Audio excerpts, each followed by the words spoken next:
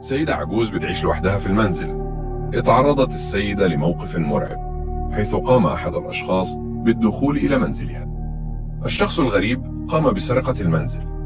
كان يعرف أن السيدة تعيش لوحدها وما تقدر تدافع عن نفسها.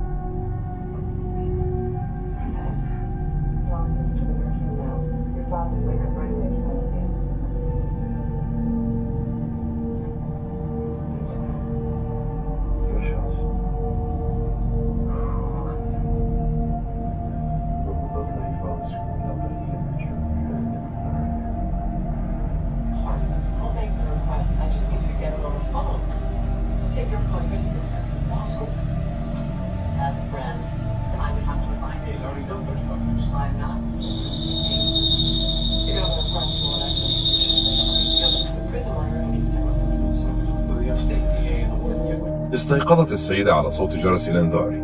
حاولت السيدة مهاجمة الحرامي ولكن تمكن من الهرب، ولحسن الحظ تمكنت الشرطة من القبض عليه. أحد الأشخاص كان لوحده في المنزل. لاحظ وجود شخص مجهول قريب من منزله. الشخص المجهول حاول فتح باب منزله عدة مرات.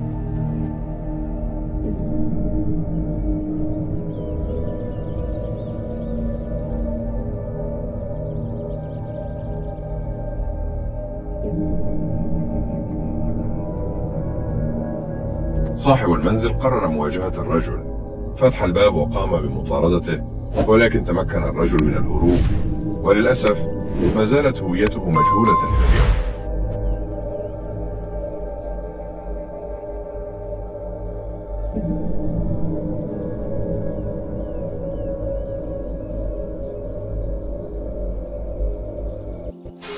السيارة التي أمامكم كان في داخلها مجموعة مسلحيين، كانوا على وشك مهاجمة أحد المنازل.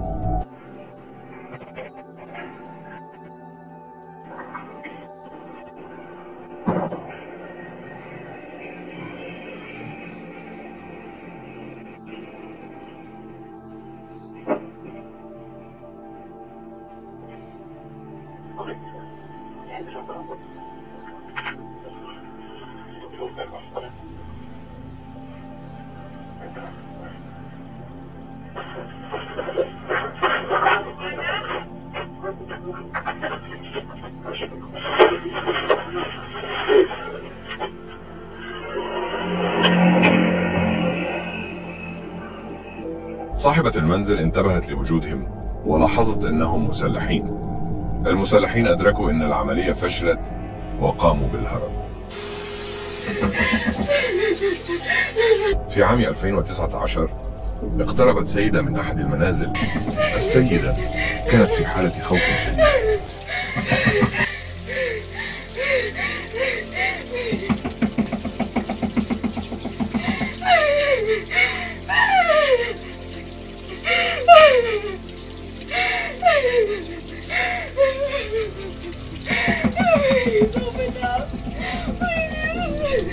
كانت تطلب المساعدة بشكل مستمر، وكان في شخص يطاردها. وقام صاحب المنزل بالاتصال للشرطة. لما وصلت الشرطة للمكان لم يجدوا لها أي أثر. أثناء وجود روبي جاكسون في عمله لاحظ اقتراب موظف منزله.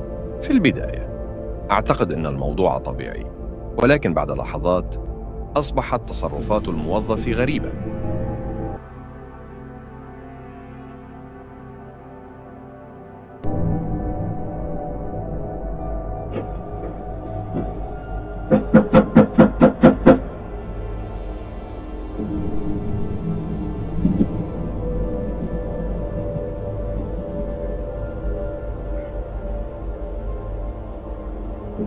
كان الموظف ينظر إلى داخل المنزل من النافذة، وبعد لحظات حاول فتح باب المنزل، وهنا تأكد جاكسون أن هذا الشخص ليس موظف حقيقي.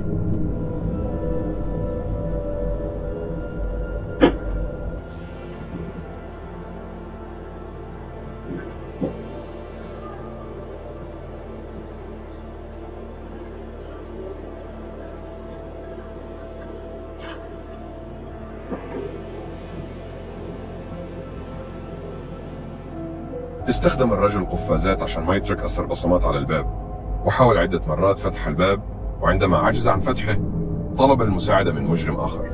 المجرم الآخر كان يمتلك أدوات كافية لخلع الباب.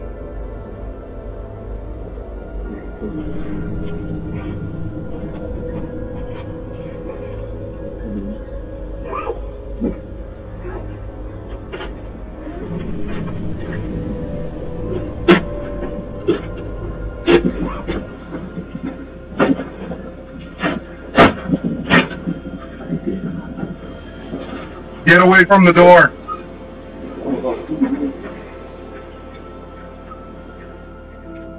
بعد تمكنه من كسر الباب قام صاحب المنزل بالتدخل وإنقاذ المنزل. تم تصوير الفيديو في ولاية كلاهوما. اقترب هذا الشخص من أحد المنازل، قال إنه بائع حلويات. فتحت الباب لكي تشتري ولم تكن تعلم ما ينتظرها.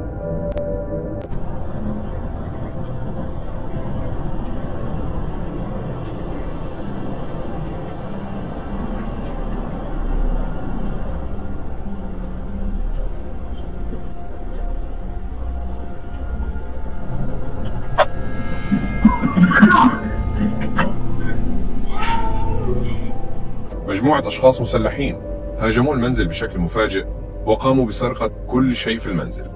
ردة فعل بائع الحلويات تؤكد أنه كان يعلم بالهجوم. قبل لحظات من السرقة نفس البائع اقترب من منزل آخر، لكن صاحب المنزل شعر إن في شيء غريب ورفض فتح الباب.